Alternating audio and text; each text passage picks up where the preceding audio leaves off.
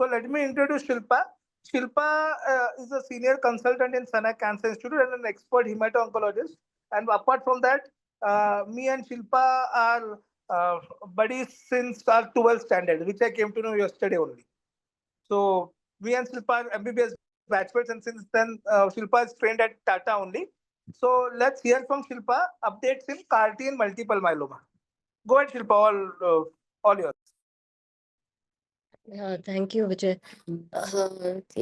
So I will be talking about CAR-T. Just I would ask you to excuse me. My throat is not that great. I may have a little bit small bouts of cough, but I'll be talking on CAR-T and multiple myeloma about the recent updates. So, so based on the cancer registry, the SEER data, it shows that the 5-year survival is about approximately 61% for these patients of multiple myeloma. Autologous stem cell transplant is the cornerstone in multiple myeloma. The peak incidence, as we have experienced, is around in the older patients, like 65-year-old, and a substantial proportion of these patients are not eligible for transplant. So DARA, after being FDA approved in 2015, has changed the practice, which was earlier only triple drug therapy. Now it is being more and more introduced as in the first line therapy, and the paradigm is shifting towards quadruplet therapy frontline. So it has its own benefits as well as its own cons as well. So let's see what it says. Now, after DARA, if now because we are using it in the quadruplet regimen, the subsequent therapies become a little iffy. Then we don't have as many options if we use DARA upfront. But according to the data, the combination therapies with DARA have a clinical response rate of 67 to 81%. So we cannot not use it all as well. So the expert panel guidelines, which are available for relapsed refractory multiple myeloma, they are available for these triple exposed, I mean, triplet regimen. We have some guidelines. But what about the patients who relapse after having had quadruplet regimen? We do not have enough data for these kind of patients. So what are these practical real world considerations as of now? What we are doing earlier, it was only a triple drug regimen with plus or minus autologous stem cell transplant. But now we have increasing use of the quadruplets. Now patients already have received multi-agent maintenance therapy with LEN proteasome inhibitor and plus minus DARA.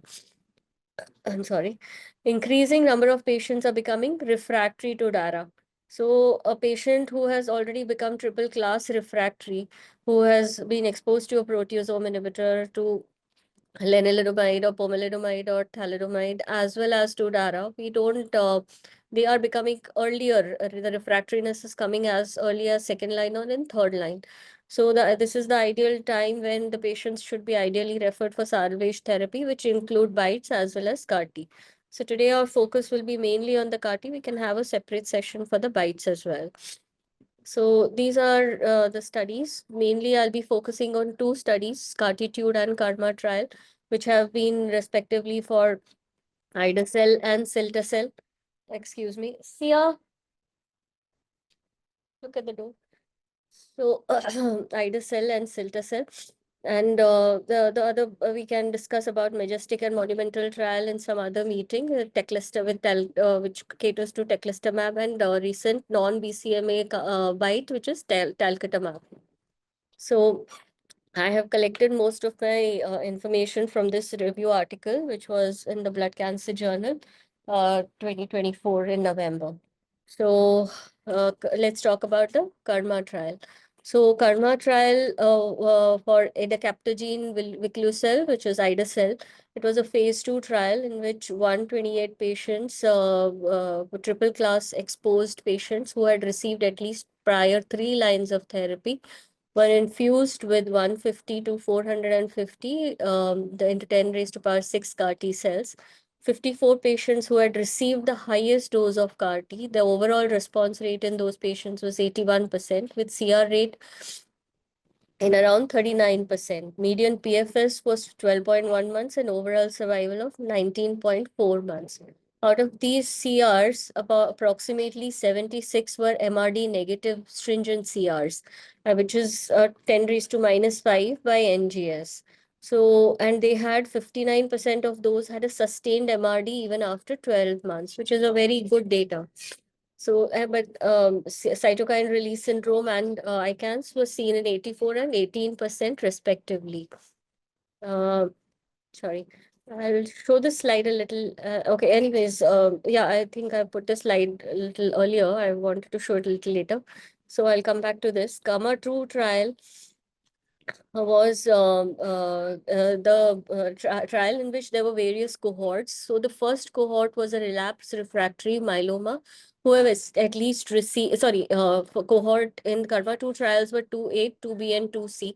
So 2A was with the patients who have progressed post autologous transplant in less than 18 months. And 86% of these cases were double class refractory patients. 2C cohort was the patients who have had no inadequate response to the transplant as well.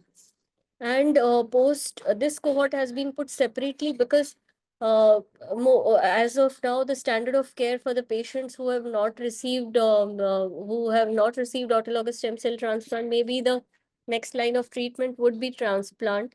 But if they are ineligible, they have been put into cohort 2B. The lymphodepletion regimen which was taken was fludarabine and cyclophosphamide. So let's discuss the two cohorts, that is cohort 2A and 2C. The patients who had progressive disease within 18 months of induction therapy and autologous stem cell transplant along with LEN maintenance. 37, there were 39 patients who were enrolled, but 37 out of them were successfully infused. About with the same dose as previously mentioned. Median follow-up was around 21.5 months, overall response rate of 83%, and a complete response rate of around 46%. Out of these, 11 out of 13 patients were MRD negative at 6 months. And median PFS was around 11.4 months, and median overall survival was not reached at the time of reporting. CRS occurred in similar number of patients, which we discussed earlier.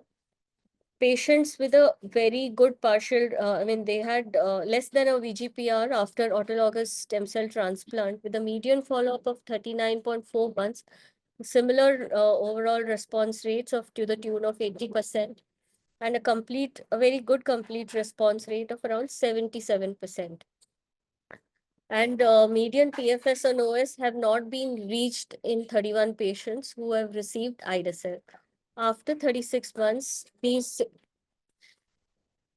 64.3% of evaluable patients were MRD negative.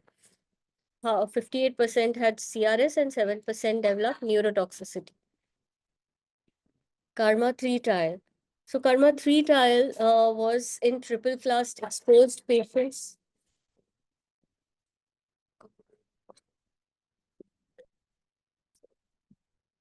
I am so sorry about that.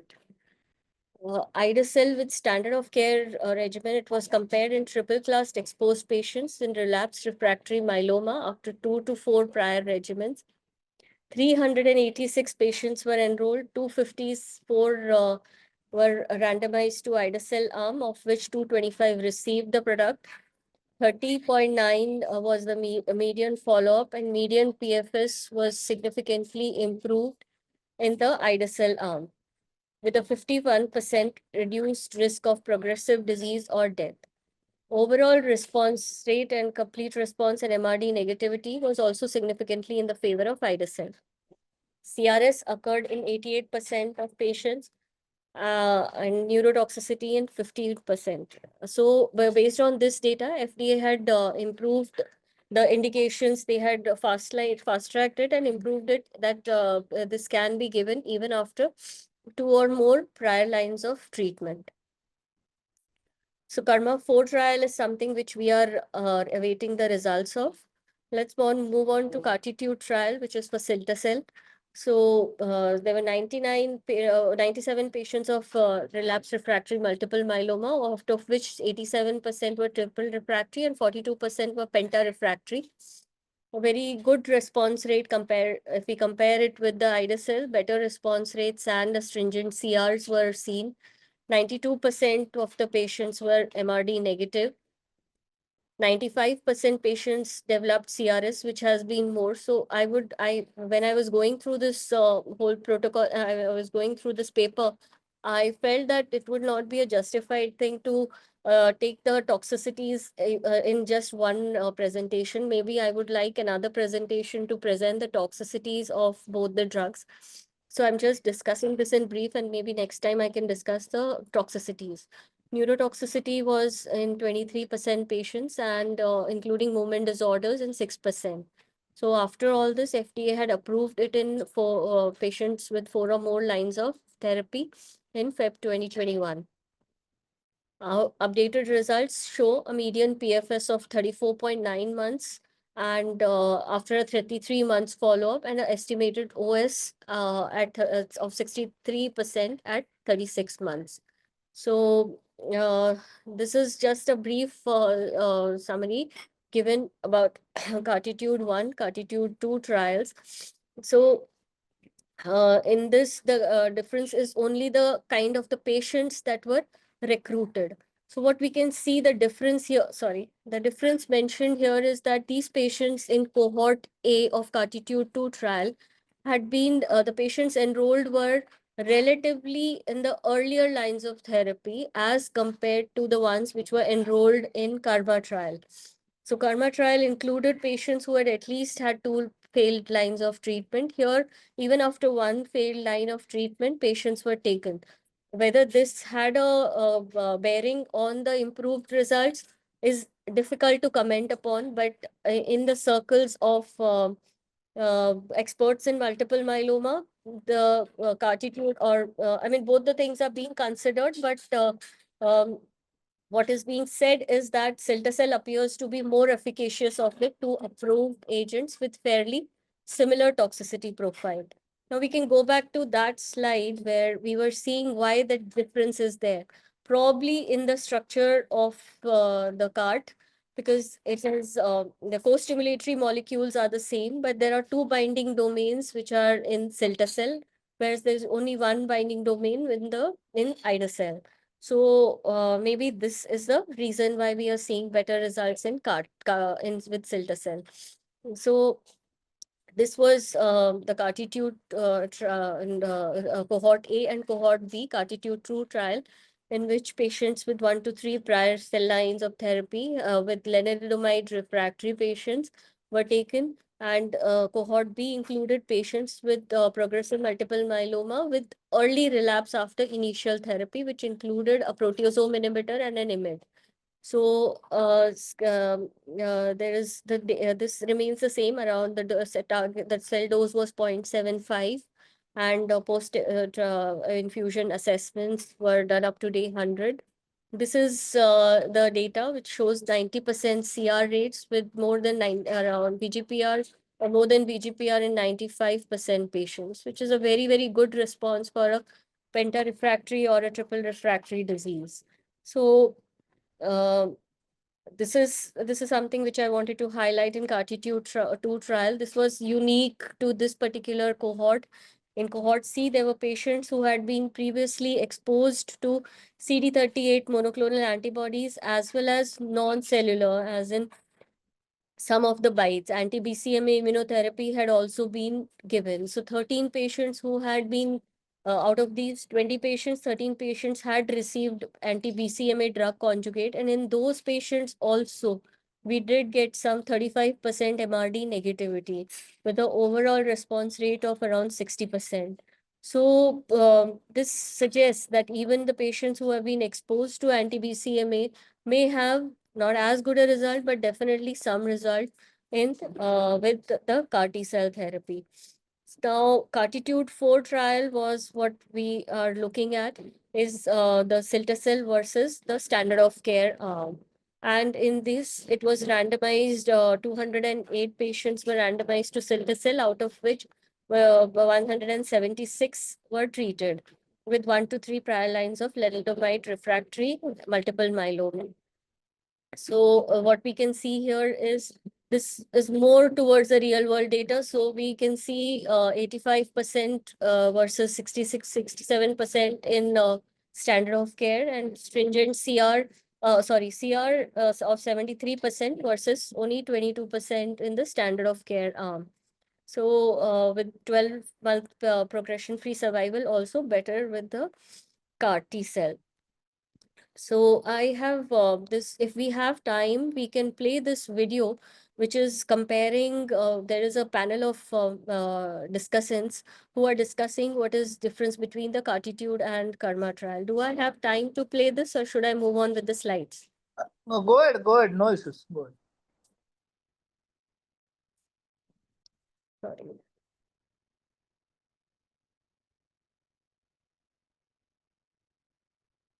Is it visible?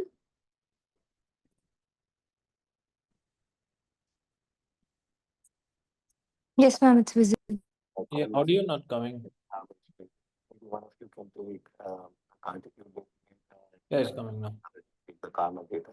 It's not audible, but Your thoughts about the study. One minute, I'll try. Different patient population. Coming, but quite faint. Your thoughts. You know. Absolutely. So again, Is it? cilta-cel, we are all very fortunate to have more.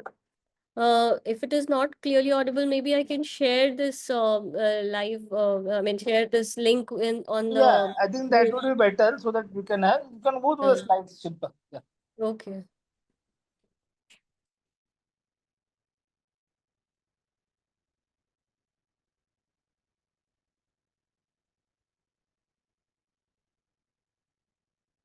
So yeah, what we are waiting for now is the Cartitude 5 and 6 trials, which are in newly diagnosed multiple myeloma patients not eligible for transplant, and Cartitude 6 trial for in which we are comparing quadruplet regimen with this will be a very interesting trial to look at, in which quadruplet regimen with CAR T is being compared to quadruplet regimen followed by transplant. So this may be a practice changing, but I think it will take a lot of time for us to get a mature data on this one. But this is something we should look forward to. So what is the future of CAR Ts or BiTEs? We can wait for allogeneic tandem dual CARs and alternative targets, out of which already that I am aware of, already the work is going on in phase 1 or phase 2 trials in GPRC5D and CD38. But the potential targets can be all of these. So current understanding in our cases is that CAR T cell remains an effective strategy in relapsed refractory myeloma, with BCMA being a valid target. And our next in line is to know how to combine or how to sequence each of these molecules in our armamentarium, and try to bring it upfront as much, get the results of the upfront studies as well, and try focusing on improving the efficacy and the duration of response. So that is my last slide. Thank you so much for your patient listening.